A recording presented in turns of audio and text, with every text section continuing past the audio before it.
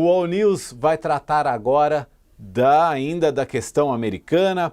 Donald Trump dizendo que espera que Elon Musk encontre bilhões de dólares em fraudes e abusos. Notícia de hoje também trazida aí pelas agências internacionais. O Elon Musk ele assumiu um departamento, que é o equivalente ao ministério lá nos Estados Unidos, de gerenciamento e de gestão para dar mais eficiência ao serviço público. E o presidente Donald Trump disse esperar que o bilionário Elon Musk encontre bilhões de dólares em fraudes e abusos no Pentágono durante a auditoria que o bilionário irá liderar. Trump vai pedir para Musk verificar setores, vou dizer a ele muito em breve, talvez em 24 horas, para verificar o Departamento de Educação, em seguida verificar as Forças Armadas, vamos verificar os militares, disse Trump em entrevista à Fox News. O fato, professor, é que Elon Musk, até o momento, vem agindo ali como uma espécie de primeiro-ministro do governo Trump, né?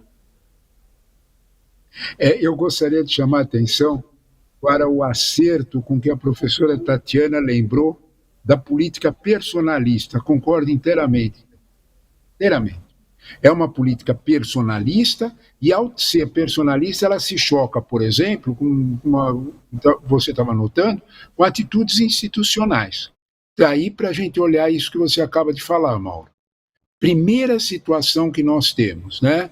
Trump está fazendo um escândalo, né, com essa situação, fraudes de bilhões e tudo mais, né? E Steve Bannon, o grande articulador, né, o intelectual que estrutura isso, né, intelectual entre aspas, que estrutura essa situação, né, pede sempre que nas primeiras semanas tenha a velocidade da bala seja muito alta, a velocidade de saída da bala. É isso que ele está fazendo.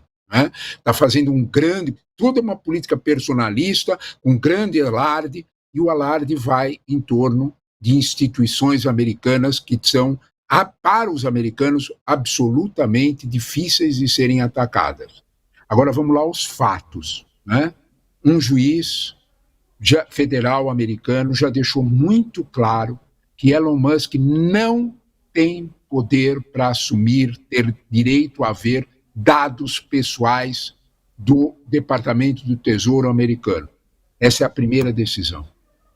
Imagine você se Elon Musk, que não é, vamos prestar bem atenção nisso, o ministério, como nós chamamos aqui no Brasil, né, o Departamento de Reorganização o DOGE, né, ele não participa, ele não está presente na estrutura burocrática do Estado americano. Teria que passar no Congresso para isso.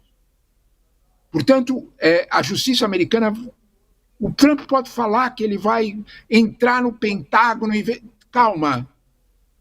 Do mesmo jeito que aconteceu com o Tesouro. Isto tudo faz parte de um grande alarde publicitário.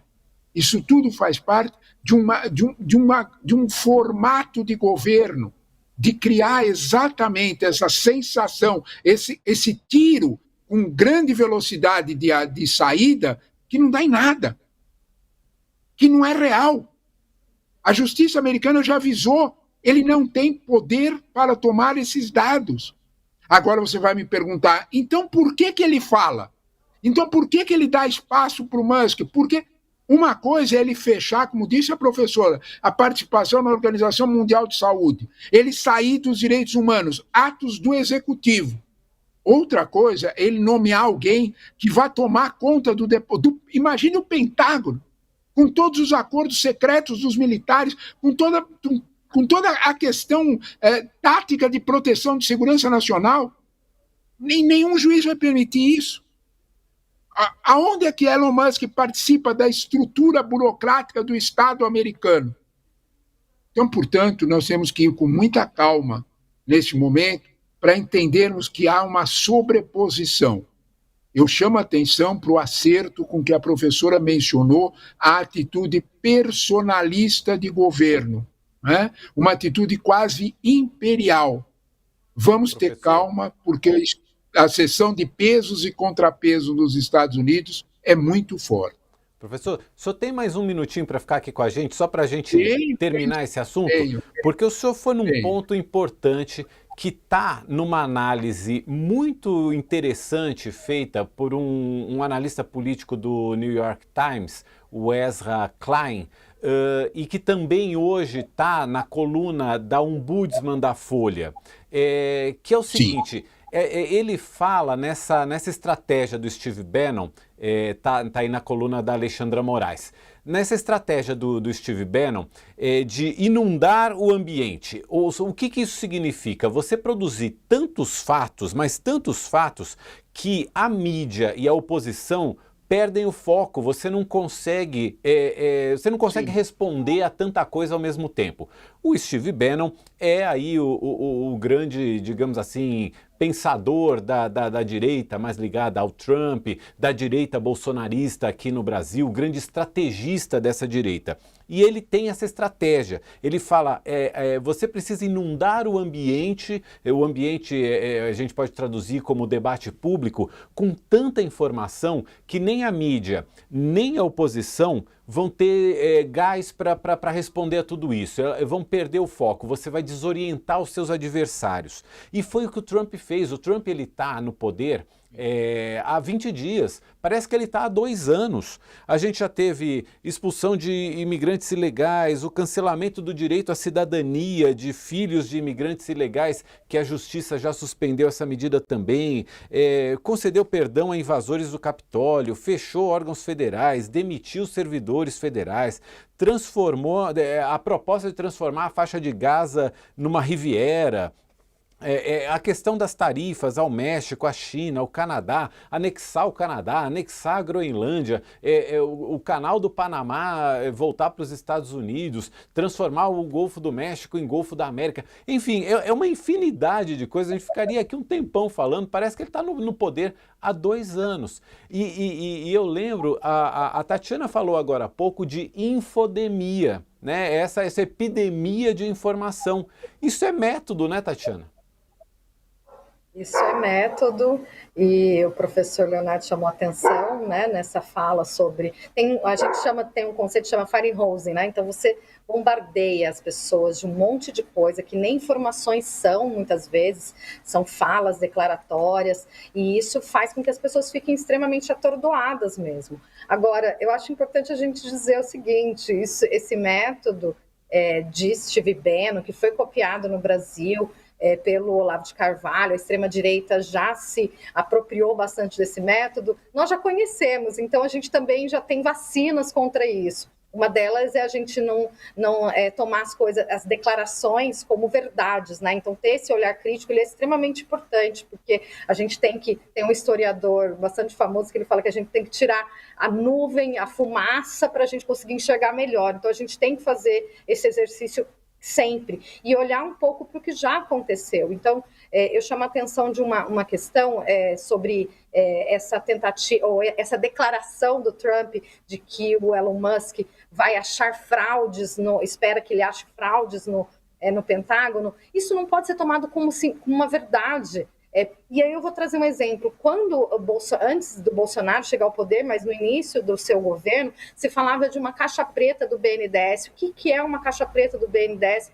E aí depois nada foi encontrado, né? Não tinha elementos de caixa preta, de corrupção, só que o que importa nesse ecossistema comunicacional que nós vivemos hoje é trazer o fato como se ele fosse uma verdade e minando a confiança que as pessoas têm relacionadas às instituições. Eu não estou dizendo que as instituições não têm problemas, que precisam de fiscalização, de transparência, de controle. Aliás, precisa muito disso, mas a partir de elementos institucionalizados, né? Que partam do Estado, enfim, que não tem essa personalização. E aí o que acontece?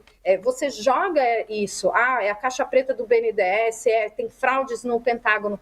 Pode ser que não encontre nada, pode ser que nem consiga fazer nada, porque o professor mesmo falou, né, tem limites institucionais relacionados a isso, mas o fato é que isso vai estar presente em diversos canais, canais de comunicação, youtubers, a gente viu o papel importante dos influenciadores na eleição americana, agora estadunidense, agora falando sobre economia. Então, eles vão repercutir essas coisas, vão minando a confiança das pessoas e controlando a agenda, ou seja, os temas que vão ser tratados no público, seja pela imprensa, seja pelas pessoas nos seus cafezinhos, etc. E sempre com esse elemento de desconfiança de que há uma coisa errada. Há uma elite corrupta que está dominando tudo e nós vamos aqui desvendar o que é essa elite corrupta, uma elite globalista. Esses são termos do Steve Bannon. A gente já está, né, careca de saber como é que funciona essa estratégia. Então, existe essa elite que ela... Então, o Trump, o Bolsonaro, eles vão desvendar isso, eles vão descobrir o que há de errado. Isso integra uma das técnicas manipulativas que a gente conhece bem, que é a teoria da conspiração, ou o que, né, o Paulo De Moro chama de fantasia da conspiração. Então, você faz parte desse movimento, olha, eu vou chegar à verdade, eu vou chegar às fraudes do Pentágono, a caixa preta do BNDES. Então, isso é método, isso é estratégia, e nós já estamos vacinados em relação a isso, precisamos evidenciar, trazer à tona como que esse método tem funcionado, como que Trump tem radicalizado esse método agora no seu segundo governo, né? E um outro ponto, o professor Leonardo chamava a atenção para o Trump querer governar de forma imperial, que está também nessa crítica do Ezra Klein. Ele diz o seguinte: os presidentes têm limites, né? Existem limites para os presidentes. O presidente não pode fazer tudo, tem limite no Congresso, tem limite na Justiça, tem limite na Constituição, tem uma série de limites. Trump, segundo ele, quer governar como um rei. Ele quer que todo mundo acredite que ele é uma espécie de rei, porque reis não têm limites. Por isso essa enxurrada de medidas, e são todos atos administrativos, não são questões que passam para o Congresso, porque ele quer que isso vá para frente, mesmo que depois a Justiça barre ou que o Congresso derrube, ele quer mostrar esse poder, ele quer se consolidar como essa figura poderosa. Tudo, de novo, né, professor? Tem método nisso aí, né? É exatamente o que disse a professora Tatiana, né? Nós estamos lidando com um exercício contumaz, corriqueiro, que se conhece desde o primeiro governo, né? Sabe o que me chama a atenção, Mauro e Tatiana, que quando a gente conversa sobre isso, né? Tá bom, você faz toda essa... Eu gosto muito dessa expressão, né? Essa fantasia, né, de conspiração. Você faz toda uma fantasia. É a caixa preta do BNDES, é o fraude no Pentágono. Enquanto você está deixando que isso aconteça, eu vou lembrar uma frase que todos lembram, né? Enquanto a gente está prestando atenção nisso, passa a boiada. Eu gostaria de chamar a atenção, né, para que nos Estados Unidos há uma discussão bastante forte sobre o que é que o governo Trump realmente está interessado, né? Enquanto nós discutimos todos esses escândalos, enquanto nós falamos nisso, acontecem coisas que são realmente importantes. A primeira delas envolve aqueles 6 personagens que estavam presentes na posse de Trump. Todas as 6 grandes Big Techs.